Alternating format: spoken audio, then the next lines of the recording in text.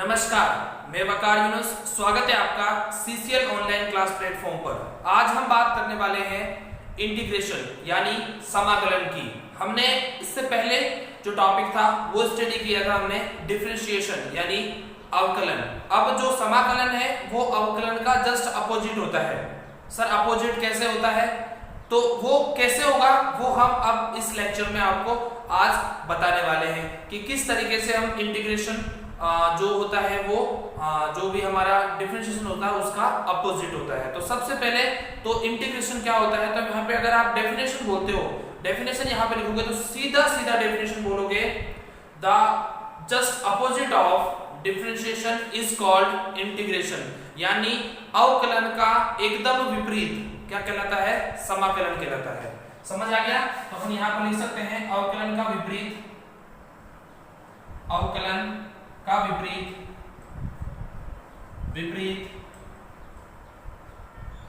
समाकलन कहलाता है। क्या कहलाता है? समाकलन कहलाता है।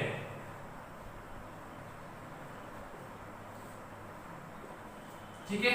उसके अलावा अगर मैं लिखूं यहां पे जस्ट अपोजिट ऑफ डिफरेंशिएशन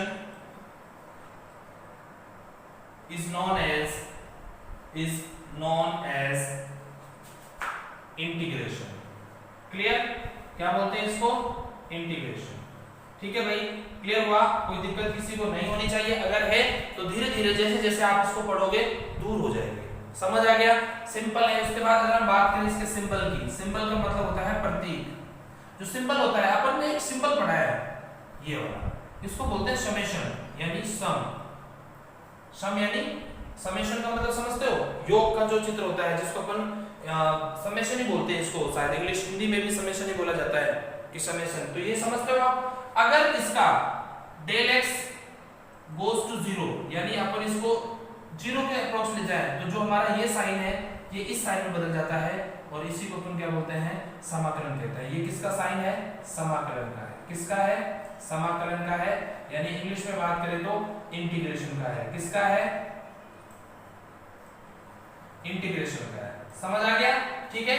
इस समेशन से इंटीग्रेशन बनता है, यानी इंटीग्रेशन को अपन ये भी बोल सकते हैं sum of small quantities becomes integral. ये बोल सकते हैं ना कि भाई बहुत सारे छोटी छोटी राशियां हैं जब का सबको जोड़ दिया जाता है, सबको जोड़ा जाता है तो उसको समेशन बोलते हैं। समेशन का मतलब होता है सबको जोड़ना। उसी समेशन को अगर यहाँ तो बड़ी बड़ी क्वांटिटी हो सकती है, अगर अपन छोटी छोटी क्वांटिटीज की बात करें तो वो समेशन जो है किस में बदल जाएगा? इस समाकलन में बदल जाएगा। समेशन किस में बदल जाएगा? समाकलन में बदल जाएगा, यानी इंटीग्रेशन में बदल जाएगा। समझ आ गया? ये सिंपल सा है। अगर आप इसको कहते हैं कि सर हम इसको किस तरीके से डिफाइन करें, मान लीजिए आपके पास कोई कंडीशन है d/dx और इसको अपने को क्या निकालना है? fx निकालना है। अब इसको अगर इसका जो आंसर आ जाता है अगर उसको वापस इसमें बदलना हो तो अपन ये भी लिख सकते हैं fx, यानी ये जो है दोनों क्या होते हैं? इक्वल होते हैं। कहने मतलब अगर हमने इसको डिफरेंशिएशन किया fx का और fx का वापस हमने समाकलन कर दिया तो वो किसके बराबर हो जाएगा? डिफरेंशिएशन के बराबर हो जाएगा। इस तरीके से हम इस चीज को यहाँ पर लिख सकते हैं जिसमें कोई परेशानी वाली बात नहीं है। ये चीज आपके माइंड में क्लियर हो गई होगी। हम उस तरीके से उस चीज को डिफाइन कर सकते हैं, यानी जो इसका आंसर आएगा वो ये आएगा और अगर इसका हमने वापस यहाँ पे इंटीग्रेशन कर दिया तो ये वापस किसमें बदल जाएगा? इसमें बदल जाएगा। समझ रहे हो? यानी दोनों एक दूसरे से रिलेट है। अगर मैं आपसे कहूँ कि सर ये तो आप कैसे कह रहे हैं, तो अपन इसको देखते देखते इससे ये बनता है। अगर इसको अपन अलग कर देते हैं कैसे बनता है, तो इसको बोलते हैं समेशन fx और समेशन fx को हम क्या लिख सकते हैं? Summation fx। कब? जब यहाँ पर डेल x किसके इक्वल हो? 0 के। तो ये लिखना है आपको। ठीक है। ये मैंने इसलिए बताया कि अगर जो डिफरेंशिएशन होता है उसको अपन इसमें बदल सकते हैं और इसको वापस अपन अगर इसका इंटीग्रेशन करें तो उसको वापस fx में अपन बदल सकते हैं। यानी ये दोनों एक दूसरे से क्या होते हैं? विपरीत होते हैं। बस इतना ही अभी हमें समझना था। अब हम इसके फॉर्मूले पढ़ेंगे। जिस तरीके से हमने डिफरेंशिएशन के फॉर्मूले पढ़े थे उसी तरीके से हम किसके आज फॉर्मूले पढ़ने वाले हैं? अवकलन के पढ़ने हैं, यानी इंटीग्रेशन के पढ़ने वाले हैं। किस तरीके से कौन कौन सी चीज कैसे कैसे आती है वो चीज अब हम देखेंगे यहाँ से। ठीक है। परेशान होने की किसी को कोई जरूरत नहीं है। आराम से चीजों को ढंग से देखो, समझो। एक बार समझ नहीं आता तो दो बार देखो। मैं तो एक बात कहता हूँ यार, जो परेशानी को जैसे अभी कोरोना के टाइम पे आई हुई है, उसको आपदा को अगर कोई अवसर में बदल दे परेशानी को आपदा बोलते हैं। अगर आपदा को कोई अवसर में बदलते तो वो इंसान अपने आप में महान होता है। अब आपके पास ये आपदा है जिसकी वजह से आप अपने स्कूल नहीं जा पा रहे हो या फिर किसी कारणवश आप अपनी क्लास नहीं ले पा रहे हो, तो इसको अवसर में बदलो। इस तरीके से पढ़ने के बाद आप अपने घर पे रह के पढ़ सकते हो। फायदे भी बहुत हैं तो नुकसान भी बहुत है। फायदा तो ये है कि आपको कहीं पर जाना नहीं पड़ रहा है, आप अपने घर में सुरक्षित हो, आप अपने घर में बैठ के आराम से पढ़ाई कर सकते हो, एकदम लाइव पढ़ना है, समझ नहीं तो आपको इतनी भी छूट है कि आप मुझसे पूछ सकते हो। समझ आ गया, मैंने आपको सब बता दिया। दूसरी बात, अगर नुकसान है तो नुकसान है कि सर हमें समझ नहीं आता, तो भाई उसके लिए मैंने आपको बता दिया अल्टरनेट की आपदा है अवसर में बदल दो, यानी परेशानी को अपने सही मायने में रखकर और अपने आप को आगे बढ़ा लो। ठीक है, तो हम इसके फॉर्मूले की बात कर रहे थे। अगर हम पहला फॉर्मूला पढ़े तो सिंपल सा पहला फॉर्मूला अपना वही है जो हमने पढ़ा था कांस्टेंट का। पहला फॉर्मूला क्या है? कांस्टेंट है, यानी ये तो कांस्टेंट है, कोई राशि है जो कांस्टेंट है। क्या है? कांस्टेंट। समझते हो कांस्टेंट का मतलब क्या होता है? नियत। अगर कोई नियत राशि है उसका क्या करना है? अपने को समाकलन करना है। तो यहाँ पर नियत का समाकलन यानी इंटीग्रेशन, यहाँ जीरो नहीं होता है। यहाँ नियत का समाकलन क्या होता है? आप देखो यहाँ पर क्या होगा। अगर जैसे मान लीजिए अपने पास यहाँ पर कोई नियत है, नियत राशि क्या है? फॉर एग्जाम्पल कोई भी है, जैसे मान लीजिए मैंने zx बोल दिया, ये नियत राशि है अपने पास। ठीक है, या फिर अपन इसको क्या बोल सकते हैं? नियत राशि है, और यहाँ पर अपन बोल दिया dt। अब t है तो ये तो x है, तो ये नियत हो गई। तो इसको अपन नियत को जो होता है, अब अगर इस अपन को सॉल्व करें तो zx तो बाहर चला गया, या सीधा ऐसे कह दो यार, ज्यादा परेशान होने की बात नहीं है आपको। 1 का dx करते हैं, मतलब dx इस तरह से आएगा, 1 का dx यहाँ पर x हो जाएगा। दूसरी में बात करूं 2dx, तो 2dx का यहाँ पे क्या हो जाएगा? 2x हो जाएगा। क्या हो जाएगा? 2x हो जाएगा। मैं आपसे बोलूं 7dx, तो यहाँ पर क्या हो जाएगा? 7x हो जाएगा। यानी पहला नियत का समाकलन 1 का x होता है, आप जिसका करोगे उस हिसाब से उसका हो जाएगा। कहने का मतलब 1 का x करना है। अब 2 का करो, तो अगर 2 को अपन बाहर ले जाए तो 2 यहाँ चला गया, 1 यहाँ, 1 का x आ गया, x को 2 से मल्टीप्लाई करोगे तो 2x, यहाँ 7 है, यहाँ 1 कर दो, यहाँ 7 बाहर चला गया, 1 का x हो गया, और 7 को x से मल्टीप्लाई करो क्या जाएगा? 7x आ गया। समझ आ गया क्या? यानी नियत राशि का, कांस्टेंट क्वांटिटी का समाकलन कोई भी जीरो नहीं होता है, और अवकलन क्या होता था? उसका जीरो होता था। हमने पिछली बार पढ़ा था तो जीरो, यहाँ जीरो नहीं है, यानी इसके अपोजिट है ना, विपरीत है ना। मैंने कहा था ना कि एक दूसरे से अपोजिट होते हैं, तो कैसे समझ आएगा? अब आपको धीरे धीरे समझ आने लगेगा, यानी उसका क्या है? वो उल्टा है। अगर वहां जीरो होता है तो यहाँ जीरो नहीं होता है, इसका मतलब ये क्या हो गया? उसका उल्टा हो गया। अब हम देखते हैं सेकेंड फॉर्मूला।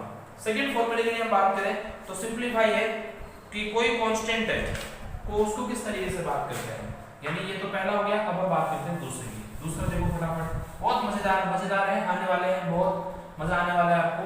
मान लीजिए कोई राशि है fx, और यहाँ पर अपन ने लिख दिया कोई भी राशि, कोई भी क्वांटिटी लिख दो, जैसे फॉर एग्जांपल z, ठीक है, और dx। अब x है तो ये तो हो गया वेरिएबल, ये नॉन वेरिएबल है, ये कांस्टेंट हो गया। तो अपन इसको किस तौर करेंगे? जो कांस्टेंट है उसको बाहर ले जाएंगे, और जो वेरिएबल है उसको अंदर रखेंगे, और उसका क्या हो जाएगा? डिफरेंशिएशन हो जाएगा। यानी जो कांस्टेंट है उसको क्या ले जाएंगे? यहाँ पर कॉमन ले जाएंगे। मैंने पिछली बार भी आपको बताया था जो अवकलन था उसमें भी ये होता है कि जो कांस्टेंट राशि है यानी नियत राशि है उसको हम पहले ले जाते हैं, यानी उसको कहाँ ले जाते हैं? हम बाहर लेके चले जाते हैं। तो उस तरीके से हम उसको क्या कर लेते हैं? सिंप्लीफाई, सॉल्व कर लेते हैं। ठीक है, इस तरीके से हम लिख सकते हैं इसको, कोई दिक्कत किसी को नहीं होनी चाहिए। अब अगला है अपना एडिशन वाला।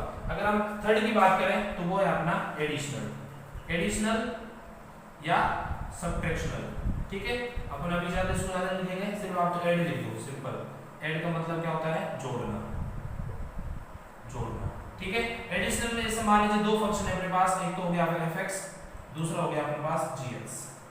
ठीक है, और दोनों को अपन इस तरीके से लिख दिया। तो इसका सॉल्यूशन कैसे करेंगे?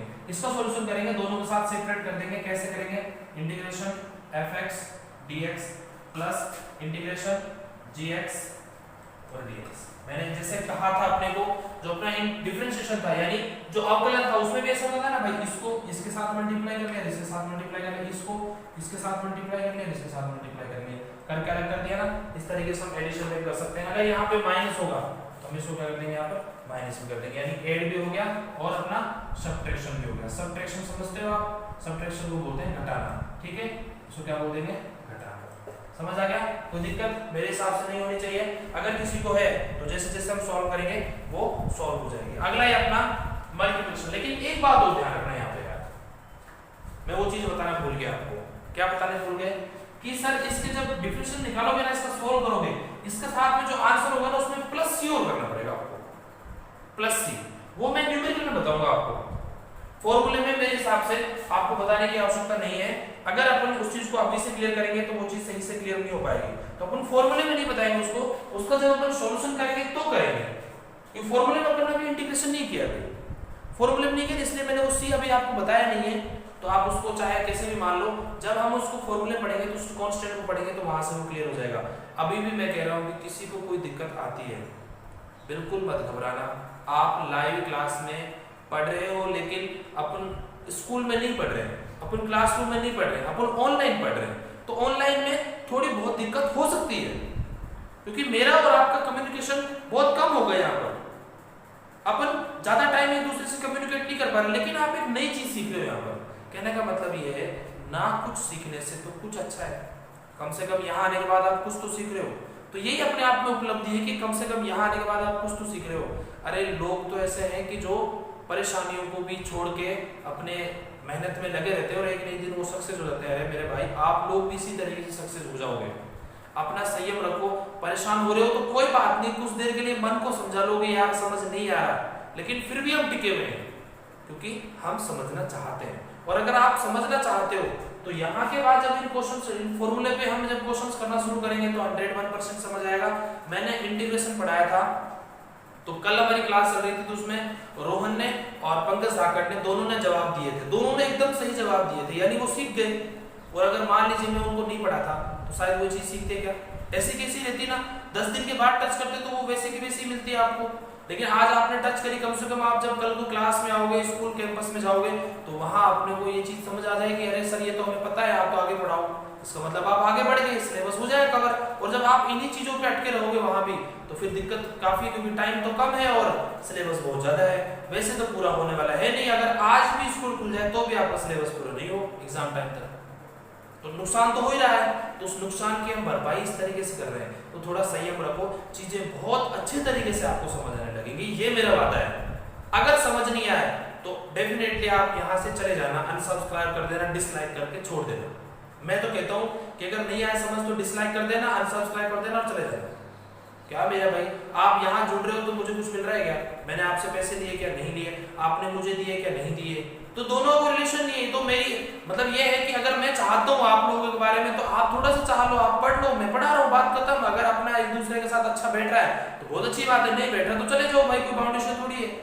तो सीधी बात है, अपने मन को समझाओ थोड़ा सा। अगर कोई चीज आपको टफ लग रही है तो उसको एक बार नहीं, 2 बार देखो, 3 बार देखो, 4 बार देखो, 5 बार देखो, जब तक देखते जाओ जब तक वो समझ नहीं आ जाए। क्योंकि आपको पता है कि किसी पत्थर को एक बार पीटने में वो नहीं टूट जाता, उसको तोड़ने के लिए उसको हजारों बार पीटना पड़ता है, उसके बाद वो टूटता है। तो भाई हमारा ये दिमाग इसमें एक बार में नहीं आएगा, इसमें हजारों बार अपने को देना पड़ेगा, तब जाके ये दिमाग काम करने लगेगा। तो सिमिलरली आपको प्रैक्टिस करनी पड़ेगी, मेरा सिर्फ कहने का मतलब ये था। ठीक है, अब हम बात करें 4th पॉइंट की। तो 4th पॉइंट अपने वो है मल्टीप्लिकेशन। उस दिन भी मैंने आपको बताया था 4th वाला जो अपना मल्टीप्लाई है, यानी कोई fx है और दूसरा अपना मल्टीप्लाई में gx, दोनों क्या है? मल्टीप्लाई में। तो अब इसका आंसर क्या होगा? इसका आंसर देखना है अपने को। सबसे पहले अगर इसका आंसर देखना है अपने को तो एक चीज करना पड़ेगा, पहले जो क्वांटिटी होती है उसका तो होगा यहाँ पर कांस्टेंट, दूसरी का अपना होगा इंटीग्रेशन, फिर माइनस साइन लगा के फिर होल होगा, पहले होगा डिविजन, दूसरे का इंटीग्रेशन। कैसे भाई? ये पहली क्वांटिटी है, इसको कांस्टेंट मान लेंगे, ये फार्मूला है। आप तो ये कैसे होता है, कैसे नहीं होता भाई, ये फार्मूला है। ठीक है, दूसरी क्वांटिटी का होगा इंटीग्रेशन यानी gx, फिर माइनस, फिर होल इंटीग्रेशन, फिर पहले वाली का होगा डिफरेंशिएशन यानी fx, और फिर दूसरी का वापस क्या होगा? इंटीग्रेशन यानी gx dx। क्लियर? ये हो गया, ये हो गया, ये हो गया dx। ठीक है, इस तरीके से होगा, यानी पहली कौन सी क्वांटिटी होगी? कांस्टेंट होगी, दूसरी का क्या होगा? इंटीग्रेशन, फिर माइनस का साइन आएगा, फिर पहले वाली का डिफरेंशिएशन, फिर दूसरी का वापस इंटीग्रेशन। और ये अपना जो फॉर्मूला होगा, इसका जो ये है, कहने का मतलब यहाँ पर माइनस लगा देना भाई। तो ये अपना फॉर्मूला था जिसका आंसर क्या आ गया? ये आ गया। समझ आ गया? ये याद रखना है भैया आपको, ये यूज होगा, आगे यूज होगा, अभी तो नहीं होने वाला। कि जब आप 11वीं क्लास पढ़ोगे या 12वीं क्लास में पढ़ोगे, वहाँ ऐसी कंडीशन होगी कि आपको ये पढ़ना पड़ेगा, वहाँ आप करना है। अगर आप मैथमेटिक्स के बच्चे हो तो ये आप साइंस उसमें पढ़ोगे, मैथमेटिक्स में इंटीग्रेशन आपके 12th क्लास के इंटीग्रेशन 12th क्लास की बुक में मिलेंगे आपको, 11वीं में तो नहीं मिलेंगे लेकिन 12th में मिलेंगे, 11वीं में आपको डिफरेंशिएशन मिल सकता है, ठीक है? तो वहाँ भी आप इनको पढ़ लेंगे, लेकिन अभी आपने को ये फॉर्मूला याद करना बहुत जरूरी है। आप सब लोग घर पे रह के इन सब की प्रैक्टिस किया करो, ठीक है भाई? अब हम कोई पॉलिनोमियल्स वाले, अगला जो फॉर्मूला है हमारा वो क्या है? पॉलिनोमियल्स। पॉलिनोमियल्स में एक ही फॉर्मूला, उसमें पढ़ा था हमने x to the power n को nx n माइनस 1। यहाँ पे क्या पढ़ेंगे देखो, अब अपना जो नेक्स्ट है ना 5th पॉलिनोमियल्स है, क्या है? पॉलिनोमियल्स। हिंदी में क्या बोलते हैं भाई? बहुपद। क्या बोलेंगे? बहुपद, ठीक है? अब पॉलिनोमियल्स में जो क्या होता है, x to the power n और dx, इसको सॉल्व करेंगे तो हो जाएगा x n plus 1 upon n plus 1, ये सॉल्यूशन होता है। अब यहाँ पे इंटीग्रेशन कर दिया हमने, प्लस c आ जाएगा, और c है यहाँ पर कांस्टेंट यानी dl, इसकी वैल्यू कभी हम यहाँ पे पुट नहीं करेंगे। जब आप मैथमेटिक्स पढ़ोगे तो वहाँ इसका यूज होगा बड़े लेवल पर, लेकिन अपन यहाँ पे सिर्फ c लिख के छोड़ देंगे, और आज सब में c लिख के छोड़ देंगे, सब कोई वैल्यू पुट नहीं करेंगे। अब इसके एग्जांपल देख लो भाई कि सर ये एग्जांपल पढ़ लिया इसमें, जैसे मान लीजिए मैंने बोल दिया x to the power 7 integration करो dx, तो भाई क्या हो जाएगा? अगर ऐसी कोई वैल्यू है तो सिंपल है, कर दो भाई। n की वैल्यू क्या है? ये किसकी वैल्यू है? n की, n plus 1 यानी 7 plus 1, 7 plus 1 upon n plus 1 यानी 7 plus 1 plus c। ये आंसर आ गया ना? बहुत इजी है ना? इस तरीके से अगर अपन सॉल्व करेंगे तो आ जाएगा, नहीं आएगा समझ? बताओ। मेरी कोशिश है आपके दिमाग में इस चीज को पहुंचाना। अगर पहुंच गई तो लाइक दबा देना, नहीं पहुंची तो दोबारा ट्राई करना, फिर भी नहीं पहुंची तो तीसरी बार ट्राई करना, और फिर पहुंचा ही नहीं तो डिसलाइक करके चले जाना। मैं तो सीधी बात बोलता हूँ आपको, ठीक है?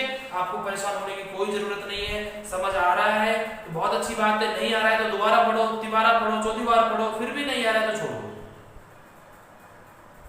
फंडा क्लियर है? यही रखना है आपको, ठीक है? नेक्स्ट क्वेश्चन देखो, x टू द पावर मान लीजिए 4 dx, करो सॉल्व।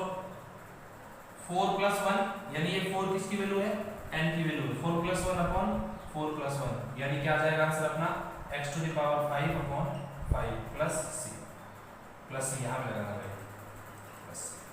सॉल्यूशन कोई दिक्कत किसी को नहीं होनी चाहिए, अगर है तो दूर हो जाएगी।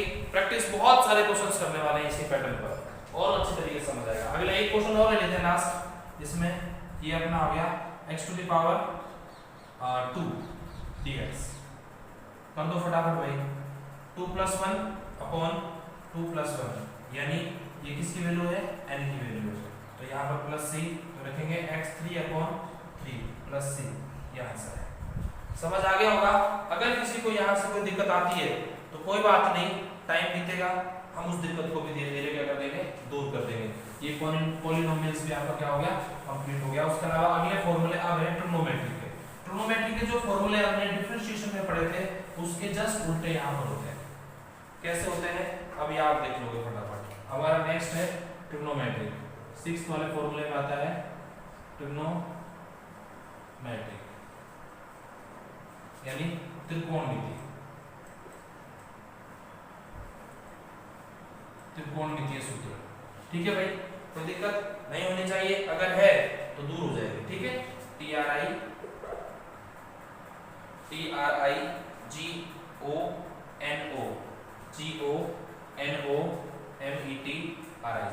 ठीक है?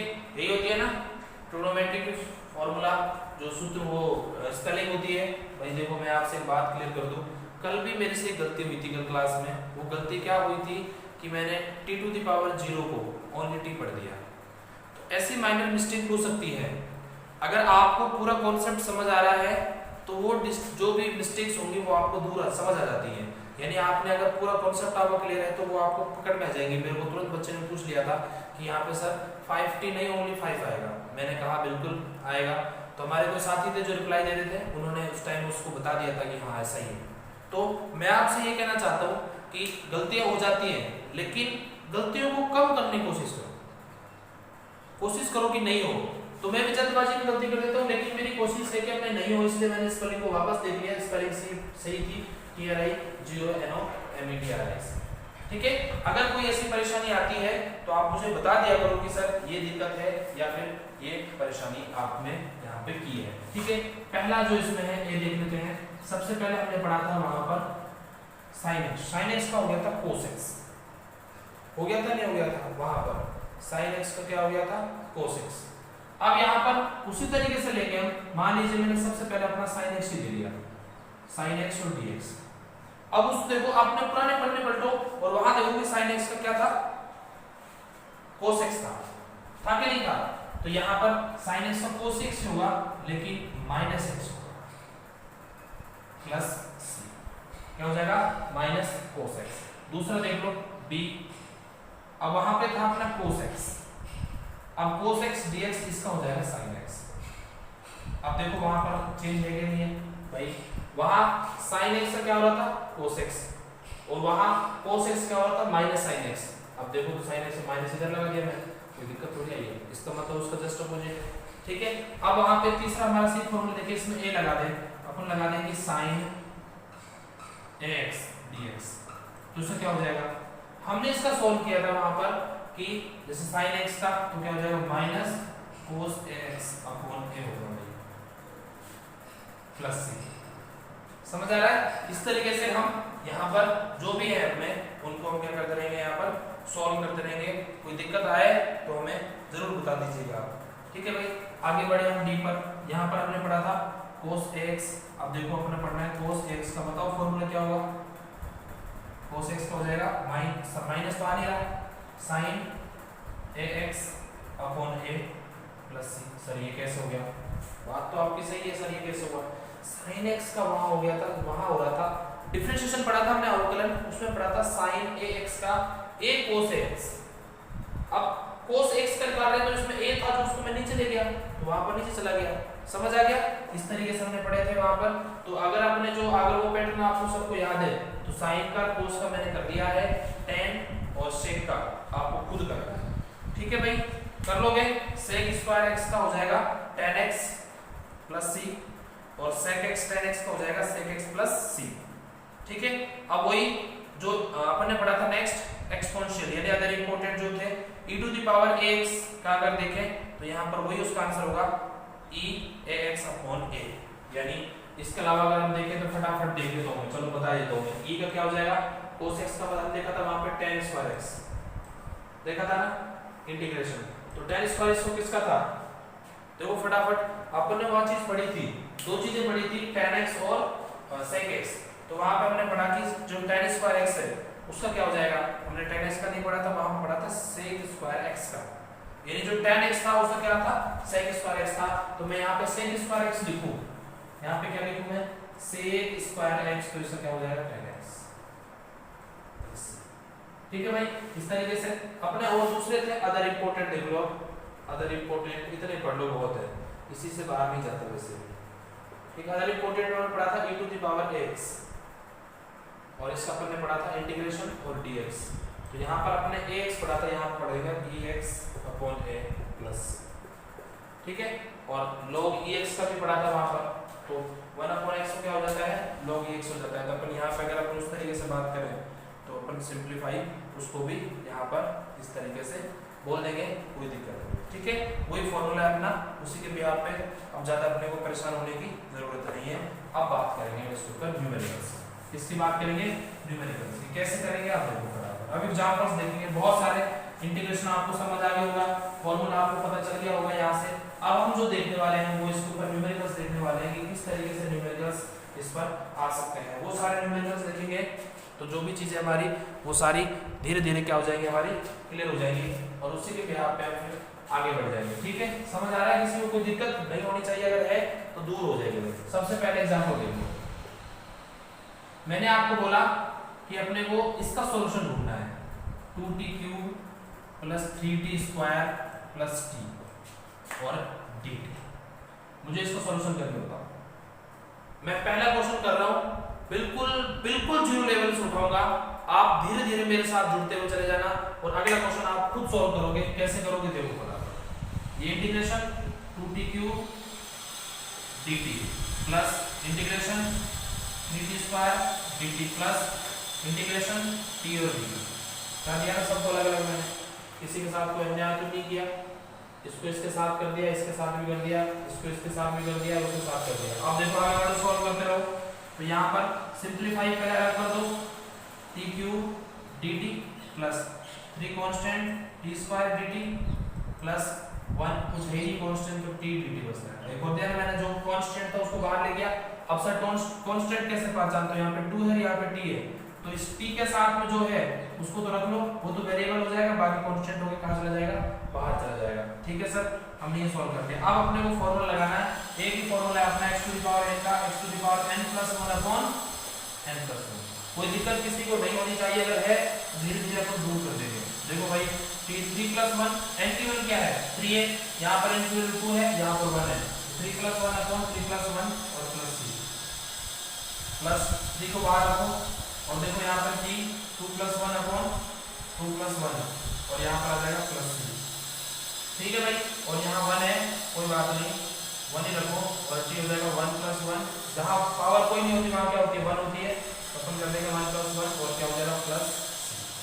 कोई दिक्कत किसी को नहीं होनी चाहिए, अगर यहाँ से किसी को दिक्कत है तो उसको हम सॉल्व कर लेंगे। आगे बढ़ो 2, यहाँ पे t to the power 4 upon क्या हो जाएगा 4 + c, आगे बढ़ो 3 तो क्या हो जाएगा t³ अपॉन 3 + c, और आगे बढ़ो क्या हो जाएगा 1 और t² अपॉन 2 + c। कोई दिक्कत किसी को नहीं होनी चाहिए, अगर मेरे से कोई गलती हो जाती है तो आप मुझे बता दिया करो चैट बॉक्स में आके। ठीक है भाई, कोई बात नहीं, गलतियां हो जाती है, इंसान है अपन भी, और इंसान से गलतियां अक्सर होती रहती हैं। तो अपन यहाँ देखो करें t² अपॉन 4 प्लस, अपन इसको ब्रैकेट हटा देते हैं ना यार, सिंपल लेते हैं। अब देखो इससे ब्रैकेट हटाने से क्या हो जाएगा 2 1 और ये कितना है 2 टाइम्स, अभी मत हटाओ यार, एक बार मत हटाओ। देखो एक बार थोड़ा सा ज्यादा अच्छे से कर लेंगे अपन, शॉर्टकट नहीं मारेंगे, कर लो एक बार। t² अपॉन 4 t4 अपॉन 4 और plus 3 t³ upon 3 plus t² upon 2 1 2 3 यानी 3c। कर सकते हैं ना, आप देखो आप सॉल्व कर लो, 1 2 टाइम्स 1 1 और यहाँ कुछ है ही नहीं, तो क्या बचेगा t4 अपॉन 2 प्लस यहाँ देखो भाई t³ upon 1 plus t² upon 2 plus 3c। ये आंसर आ गया।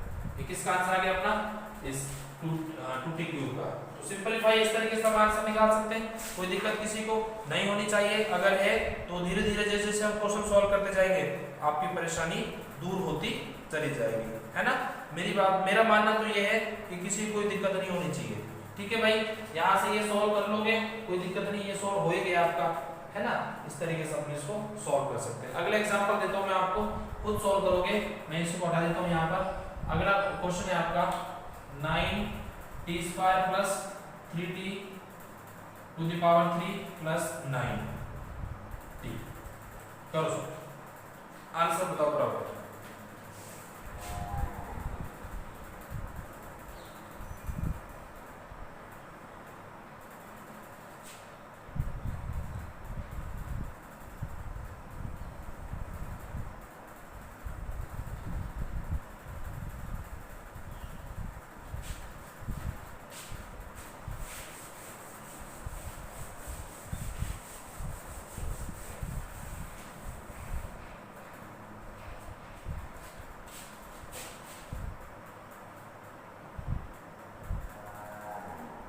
करो भाई, सॉल्व करो। अच्छी बात है, समझ आ रहा होगा आपको, धीरे धीरे और सीख जाओगे अच्छे तरीके से। आंसर से ऐसे भी टाइम आएगा आपका, आंसर्स आने लग जाएंगे तो फिर पढ़ने में और मजा आएगा आपको। और अगर आप इस तरीके से लगातार पढ़ते जाते हो तो आपका रिजल्ट बहुत अच्छी तरीके से सुधर जाएगा। मेरा ये मानना है कि अगर आपने बेसिक अच्छे से कर लिया अपना, तो आपके शुरू के 2 चैप्टर तो ये समझो हो गया। जो आपका बेसिक है ना, बेसिक फिजिक्स है, वो शुरू के 2 चैप्टर है, वो कंप्लीट बेसिक फिजिक्स ही है, उसमें टोटल बेसिक है। ठीक है, अगर शुरू के 2 चैप्टर आपने कर लिए, यानी बेसिक अगर पूरा पढ़ लिया, तो समझो कि 11वीं के शुरू के 2 चैप्टर आपके हो गए। अब इसको मैं सॉल्व कर रहा हूँ, देखो यहाँ पे 9t² अलग कर दो, यहाँ 3t³ अलग कर दो और यहाँ 9t। ठीक है, 9 बाहर चला गया, यहाँ पे क्या बचेगा t² यहाँ 3 बाहर चला गया, क्या बचेगा टी क्यूब। यहाँ 9 बाहर चला गया, क्या बचेगा ओनली टी। यहाँ 9 पहले से बाहर है तो क्या हो जाएगा टी 2 + 1 अपॉन 2 + 1। अब आप कहो सर ये कैसे सीधे कर रहे हो आप, सर n का वैल्यू 2 है और n + 1 अपॉन n + 1 होता है, ये मल्टीप्लाई नहीं है भाई, प्लस है, ध्यान रखना, ठीक है। तो 2 + 1 हो गया। अब यहाँ पे 3 पहले से बाहर है और 3 + 1 अपॉन क्या हो जाएगा 3 + 1, कोई बात नहीं भाई, क्या दिक्कत है, ठीक है। यहाँ पे अपने 9 बाहर है और t जहाँ 1 होता है 1 + 1 अपॉन क्या हो जाएगा 1 + 1 और प्लस c सब में लगेगा, ठीक है भाई। अब यहाँ पे इसको आगे सॉल्व करते हैं, तो किस तरीके से सॉल्व करेंगे, देखो फटाफट 9 अब T cube upon 3 plus c, आगे बढ़ जाओ तो क्या हो जाएगा 3 और t to the power 4 upon 4 plus c, और आगे बढ़ जाओ 9 और t स्क्वायर अपॉन 2, हो गया ना। अब इसको और आगे देख लो, प्लस c लगेगा भाई यहाँ पर, अगर प्लस c कहीं पे नहीं भी लगाते हो तो भी गलत नहीं माना जाएगा आपका आंसर, है ना। प्लस c यहाँ नियतांक है और नियतांक इसका कोई फिक्स नहीं होता है, ठीक है। उसको अपन लगाएं भी तो अच्छी बात है, नहीं लगाएं तो कोई दिक्कत भी नहीं, क्योंकि मैथमेटिक्स में जब आप नहीं लगाओगे दिक्कत हो जाएगी, फिजिक्स में कोई खास दिक्कत नहीं है, जैसा कोई खास रोल होता नहीं है, ठीक है। 9 यहाँ सॉल्व कर लो, मैं इसको यही डायरेक्ट सॉल्व कर लेता हूँ क्या 1 और हो जाएगा 3, यानी 3t क्यूब प्लस c को अलग कर लो, प्लस यहाँ देखो यहाँ कोई चीज नहीं होगा भाई 3/4 और t 4 है ना, प्लस यहाँ देखो 9t स्क्वायर अपॉन 2 और प्लस 1 2 3 यानी 3c, ये आंसर आ गया। मैं मानता हूँ सबका आंसर ये होगा, अगर कोई इसमें मिस्टेक हो गई हो देख लो एक बार चेक करके, मैं दोबारा कर लेता हूँ। 9 हो जाएगा यहाँ पर 3 9 अपॉन 3 3t स्क्वायर, ठीक है। यहाँ हो जाएगा आपका 4 ठीक है, कोई दिक्कत नहीं है। यहाँ हो जाएगा आपका 2 कोई दिक्कत नहीं, ठीक है भैया आंसर सही है आपका, कोई दिक्कत नहीं है इसमें, कहीं पे कोई परेशानी नहीं है, ठीक है। मेरे हिसाब से आप सबको ये समझ आ गया होगा। अगर किसी को यहाँ पर दिक्कत आती है तो आप वो और जो क्वेश्चंस करेंगे हम उसमें सॉल्व हो जाएगा, ठीक है।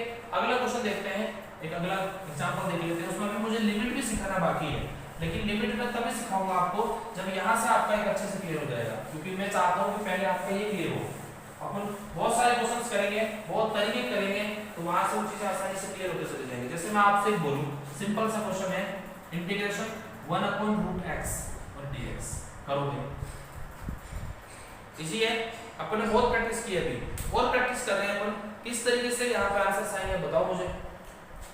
इसका सॉल्यूशन करना है, इसका सॉल्यूशन देखो कैसे होता है। इंटीग्रेशन 1 जहां 1/2 यानी जो ये रूट होता है ना, इसका मतलब होता है पावर है 1/2, रूट का मतलब 1/2 यानी वर्गमूल बोलते हैं इसको, वर्गमूल बोलते हैं। इस वर्गमूल का मतलब होता है आधा, कितनी पावर हो आधा, अगर आधी पावर है इसको वर्गमूल में लिखते हैं, ठीक है। और साथ में लिख देंगे dx, आगे बढ़ाते चलो, और इंटीग्रेशन में भी नहीं हटाना है, ऊपर ले गए तो -1/2 हो जाएगा और dx। भाई यहाँ ऊपर था, अगर किसी पावर को, किसी क्वांटिटी को अपन पावर ऊपर लेके जाते हैं तो वो पावर बदल जाती है, उसकी पावर बस प्लस माइनस हो जाएगी, माइनस किस हो जाती है प्लस हो जाती है। अब इसको लगा दो इसमें, फटाफट इंटीग्रेशन का फॉर्मूला लगा दो, क्या हो जाएगा x -1/2 प्लस 1 अपॉन -1/2 प्लस 1 और प्लस c, ये आंसर इसका। अब देखो इसमें सॉल्व करें तो ये माइनस c प्लस, तो क्या बचेगा 1 में जाएगा तो माइनस बचेगा, तो क्या बचेगा x 1/2, लेकिन प्लस का 1/2 बचेगा, और नीचे क्या हो जाएगा अगर सॉल्व करें इसको तो 3/2, और वो भी किसका माइनस का बचेगा क्या, नहीं यहाँ भी 1/2 बचेगा, लेकिन प्लस का 1/2 बचेगा। प्लस का देखो ना भाई, ये माइनस का, ये माइनस का, ये प्लस का है, तो प्लस 1/2 बचेगा। अब इसको आगे देखो अपन, अगर सॉल्व करें तो 2 ऊपर चला जाएगा तो क्या हो जाएगा 2x 1/2, यही हो जाएगा ना भाई, 2 नीचे है 1 रह जाएगा नीचे और ऊपर चला जाएगा तो 2x 1/2, और इसको अपन ऐसे लिख सकते हैं 2√x। तो आंसर क्या आ गया अपना 2√x, क्या आंसर आ गया 2√x। और प्लस c को अपन कैसे भूल गए भाई, प्लस c को अपन यहाँ रखना है प्लस c, और यहाँ पे क्या आ जाएगा प्लस c आ जाएगा। एक अगला क्वेश्चन देखो, इसी तरीके का क्वेश्चन है, बहुत मजेदार है, बहुत क्वेश्चन है भाई, जितनी प्रैक्टिस करोगे ना उतनी मजा आएगा आपको, आप परेशान मत हो, कोई बात नहीं। अगर आपका अभी टाइम लग रहा है, सिंपल है, बेसिक है, बेसिक अगर आपने टाइम लगा भी दिया ना तो कोई बड़ी बात नहीं है आपके लिए।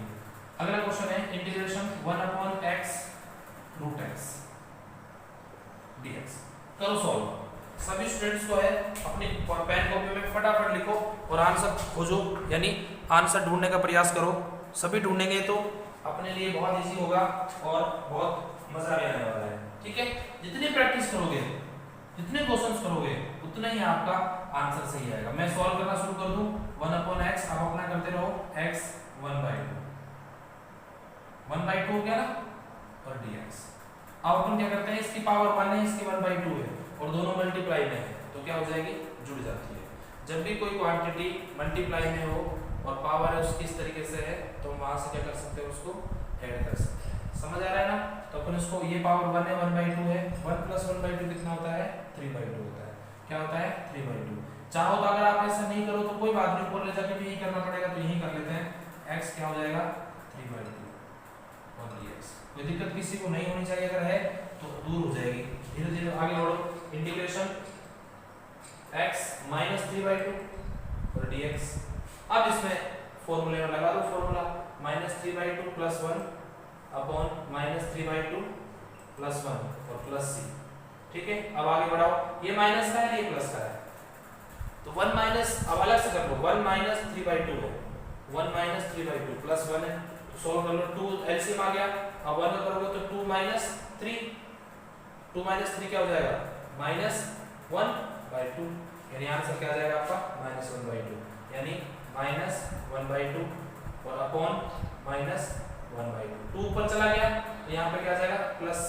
इसको आगे सॉल्व करो तो ये माइनस बचेगा, एक माइनस तो रहेगा ही, और 2 ऊपर चला गया तो 2 आ गया, और यहाँ पे बच गया अपना x 1/2। और इसको अपन और होगा आगे सॉल्व करें, प्लस c चल ही रहा है आपका, आगे सॉल्व करो तो क्या बचेगा, -2 और 1/x √x। भाई 1/2 नीचे चला जाएगा, 1/2 बचेगा, यानी इसका मतलब अपना क्या मतलब चाहिए, 1/2, और इसको अपन क्या लिख सकते हैं, इसको लिख सकते हैं अपन -2/√x + c। ये अपना आंसर, -2/√x + c। थोड़ा सा टफ था लेकिन इजी था। अगर आप सही तरीके से सही मायने में इसको करते हो तो बहुत मजा आने वाला है। एक अगला क्वेश्चन और ले लो, सिंपल से ही ले लेते हैं, ज्यादा टफ नहीं है, चीजें आपको धीरे धीरे अब समझ आ रही हैं। और अगर कहीं कोई गड़बड़ी हो जाती है प्लस माइनस में तो बता देना मुझे, है ना, कोई दिक्कत वैसे होनी नहीं चाहिए, अगर हो भी जाती है तो आप इन्फॉर्म कर देना, कोई बड़ी बात नहीं है अपने लिए।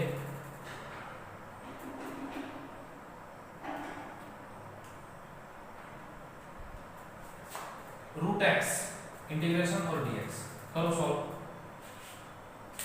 करिएगा फटाफट सॉल्व करो। आंसर आना चाहिए मेरे को, सबका आंसर मिलना चाहिए, अगर सबके आंसर मिलेंगे तो फिर अपने लिए इजी हो जाएगा। देखो मैं जब शुरू करता हूँ, x 1/2 और dx, फटाफट सॉल्व कर दो, x 1/2 + 1 और 1/2 + 1 + c। ये हो जाएगा 1/2, 3 हो जाएगा ना, 3/2, तो x 3/2 अपॉन 3/2 + c। और इसको अगर सॉल्व कर लो, 2 ऊपर चला जाएगा तो 2/3 और x 3/2 प्लस। इजी है ना? तो आज के लिए बस इतना ही। लगातार आप अपने इंटीग्रेशन के जो अगला लेक्चर है उसमें भी आपको क्वेश्चंस मिलने वाले हैं, लिमिट उसमें हम सीखेंगे। यानी अगर आज का लेक्चर आपने पढ़ा है तो कल का लेक्चर और मजा आने वाला है। अगर किसी को ये चीज लेक्चर में कुछ कमी लगी है, किसी को कोई भी परेशानी है, तो आप कमेंट बॉक्स में अपना कमेंट छोड़ सकते हैं। और अब मैं आपसे विदा चाहता हूँ, नमस्कार, thank you and thank you so much.